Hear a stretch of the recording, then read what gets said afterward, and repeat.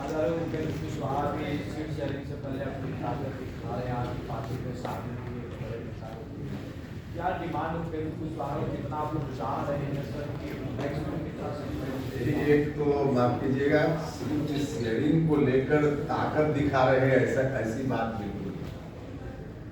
अब इस बात को ध्यान में रखें तब तो कोई कार्यक्रम ही न करें, क्योंकि आगे सीट शेयरिंग है, पता नहीं उसका अर्थ निकल जाए यही कि सीट शेयरिंग के लिए हम संवैधानिक अधिकार पर जीवन सुधार महारैली कर रहे हैं और उसको सीट शेयरिंग से जोड़कर देख रहे हैं, तब तो हम कार्यक्रम ही न करें। देश में कुछ भी होता रहे और हम कार्यक्रम न करें। हम पॉलिटिकल पार्टी हैं, संयोग से चुनाव अभी है, चुनाव नहीं भी होता तो भी अभी कार्यक्रम या करते हैं। तो सीट शेयरिंग से जोड़कर कार्यक्रम और ताकत हम दिखा रहे हैं, इसको मत देखिए ना। जहां तक कितनी सीटों का सवाल है, हमने बार बार कहा है यह एनडीए के अंदर का मामला है, वो अंदर में हम बात करेंगे ना। इस पर अंदर में जो बात होगी वहां से जो तय होगा फिर हम आपको शेयर करेंगे। इस संदर्भ में अभी बात नहीं ऊपर बोल रहे हैं, पार्टी ऊपर बोल रहे हैं, सीटों की संख्या उनकी तरफ से आ रही है, आपकी तरफ से। अब कोई जरूरी नहीं है कि दूसरे लोग जो करें हम उसका अनुकरण करें। जब आप कह रहे हैं कि पॉलिटिकल की बात कर रहे हैं और कर रहे हैं पार्टी आगे बढ़ा रहे हैं, तो लोग ये भी कह रहे हैं पॉलिटिकल जाने में कि आप भी वही राजनीतिक भाषा का इस्तेमाल कर रहे हैं जो महागठबंधन के नेता देशी अगर कर रहे हो तो 65% जो आरक्षण की बुनियाद है उसको बढ़ाया गया। तो पॉलिटिकली तौर पर जो भाषा आप इस्तेमाल कर रहे हैं वो कर रहे हैं, इसलिए लोग कह रहे हैं कि क्या एनडीए के भीतर सीट शेयरिंग अभी तात्कालिक मसला जरूर है, लेकिन पार्टी के भविष्य का तो मसला जुड़ा हुआ है। इसके पहले आपने पार्टी की लाए, पीपी लाए, फिर नई पार्टी के साथ आए, तो लोग इसके सवाल फिर माफ कीजिएगा, आपने जो आकलन किया कि हम जो भाषा आरजेडी बोलता है वही भाषा हम बोलते हैं, हमको लगता है कि मेरे साथ अन्याय है। आरजेडी की भाषा तो हम दूर दूर तक सोच भी नहीं सकते हैं कि उस तरह की भाषा का हम इस्तेमाल करें। आरजेडी क्या कर रहा है उसका मामला है, हम उस पर कोई टिप्पणी अभी इस संदर्भ में करने की आवश्यकता नहीं समझते। हम अपनी बात कर रहे हैं और अपनी बात कर रहे हैं, मुद्दा की बात कर रहे हैं। हम सीट शेयरिंग पर भी आपके सवाल का हम जवाब दे रहे हैं, लेकिन जवाब हम वही देंगे तो मुझको उचित लगेगा। उपेंद्र जी, मैं नवभारत से पीयूष शुक्ला। लगातार राहुल गांधी बिहार का दौरा कर रहे हैं और वो जातिगत जनगणना की बात कर रहे हैं, आप प्रसीमन की बात कर रहे हैं। राहुल गांधी के बिहार के दौरों का कितना इम्पैक्ट देखते हैं आने वाले दिनों के विधानसभा में?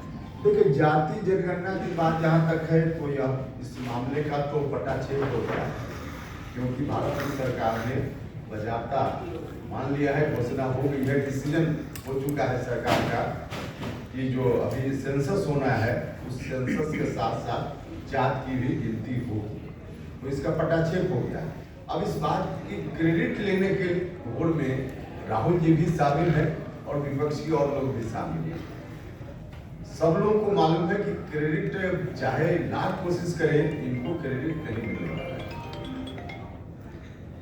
जब तक मतलब वर्षों तक इनकी सरकार रही केंद्र में, देश के अलग अलग राज्यों में कांग्रेस पार्टी और बिहार में आरजेडी जो विपक्ष में बड़ी पार्टी है, लालू यादव जी स्वयं केंद्र की सरकार में इतनी बड़ी ताकत में रहे हैं, उस वक्त जो चाहते वह काम भारत की सरकार को करना पड़ता। उस वक्त इन लोगों को जात की गिनती का मसला नहीं दिखाई दिया, चाहते लोग तो कब का हो गया रहता, तो उस वक्त नहीं दिखा। अब विपक्ष में है तो इसलिए इस तरह के मुद्दा को उठा रहे हैं। जनता सारी चीजों को समझ रही है। इस काम को ईमानदारी से अगर सोशल जस्टिस जिससे रिलेटेड जातीय जनगणना भी है, अगर कोई कर रहा है तो अभी भारत के प्रधानमंत्री नरेंद्र मोदी जी कर रहे हैं, भारत की सरकार कर रही है। इसलिए राहुल जी के बोलने का, बिहार आने जाने का कोई मतलब नहीं है, कोई अर्थ उसका नहीं, कोई लाभ उनको भी नहीं मिलने वाला। जी एक सवाल सर, ये जाति जनगणना नरेंद्र मोदी का एक रैली हुआ सर विक्रमगंज में, उसी समय आपका एक भाषण वायरल हुआ, आप उसमें कह रहे थे उपेंद्र कुशवाहा को कुछ लोग खत्म करना चाहते हैं, लेकिन वो लोग सोच ले उपेंद्र कुशवाहा जुटेंगे तो सामने वाले लोग जुटेंगे, किसके ऊपर इशारा? हम एनडीए में हैं, लोकसभा चुनाव का अनुभव सब लोगों के सामने है। अगर काराकाट का उम्मीदवार एनडीए का नहीं हारता तो अगल बगल भी एनडीए नहीं हारता, यह बात तो स्पष्ट है। आगे ऐसी स्थिति न आवे, हम इस बात को लेकर सचेत करना चाहते हैं अपने साथी। और कोई भी स्ट्रेटजी हम आगे की बनाते हैं तो पुराना जो एक्सपीरियंस है उससे कुछ सबक लेते हैं और आगे की स्ट्रेटजी में उसको शामिल करते हैं ताकि आगे की स्ट्रेटजी दुरुस्त हो। यही बात तो हम बोल रहे हैं। और स्वाभाविक रूप से वहां उपेंद्र कुशवाहा हारा, पूरा एनडीए हारा। एक ही नाव पर जब हम लोग सवार हैं, एक मंच पर इतने लोग बैठे हैं, मंच टूटेगा तो हम अकेले थोड़ी गिरेंगे, बगल वाले नहीं गिरेंगे। तो यही तो बात हम देख रही है, इसमें कहाँ कोई बहुत पर्दा है। साजिश कौन कर रहा है? सीट कम मिलेगा सीट कम और ज्यादा का तो विषय ही नहीं है यार। कुशवाहा जी आप कितनी जबरदस्ती जोड़ रहे हैं उसे। सीट कम ज्यादा का विषय नहीं है यार। बिहार में विधानसभा के चुनाव लड़ेंगे, केंद्रीय राजनीति में चिराग पासवान भी कर रहे हैं कि बिहार जाकर चुनाव अरे लड़ेंगे। उपेंद्र कुशवाहा, आप सब लोगों की कृपा और बिहार की जनता की कृपा से देश में 4 ही सदन संविधान ने बनाया है ना। 2 सदन दिल्ली में, 2 सदन राज्य में, चारों सदन में तो वही आए हैं, चल ही रहे हैं। तो हमको कहाँ चिंता है कि अपने विधानसभा लड़ रहे हैं। सर एक जाति जनगणना से एक सवाल है मेरा कि मनोज झा ने सवाल खड़ा किया है। उन्होंने कहा है कि जो केंद्र सरकार ने ऐलान किया जाति जनगणना कराने का, ये एक तरह से छलावा है। उन्होंने बात इसलिए कही, उन्होंने कहा कि ये ओबीसी के आंकड़े जारी नहीं करना चाहते। ओबीसी के आंकड़े? ओबीसी के आंकड़े जारी नहीं करना चाहती है मनोज झा। सभी जात का आंकड़ा जारी हो जाएगा तो ओबीसी का आंकड़ा उसमें छिपेगा कैसे? सभी जात का आंकड़ा जारी होगा, ओबीसी का आंकड़ा कैसे छिप जाएगा उसमें? आज का जो ये प्रेस कॉन्फ्रेंस का आयोजन किया गया है, जिसमें अखिल भारतीय तलवार कला जायसवाल महासभा के राष्ट्रीय अध्यक्ष राजीव कुमार जायसवाल जी के साथ सैकड़ों लोग जो है आज राष्ट्रीय लोक मोर्चा में शामिल हुए। क्या कुछ कहना चाहेंगे राजीव कुमार जायसवाल जी? ये तो कह चुके हैं, तो कह चुके हैं। और कोई बात पूछ रहे हैं? शाहबाद में सर कोई रणनीति अलग से चिराग पासवान दावा कर रहे हैं कि खुद जीत का लिए इस क्षेत्र में लगातार एनडीए हाथी रही है, इसका बेहतर हो। देखिए उसमें बिल्कुल रणनीति स्पष्ट है। आपके बिना तो नहीं होता है। मेरे बिना, अब एनडीए में है ही तो मेरे बिना क्या कहा कोई।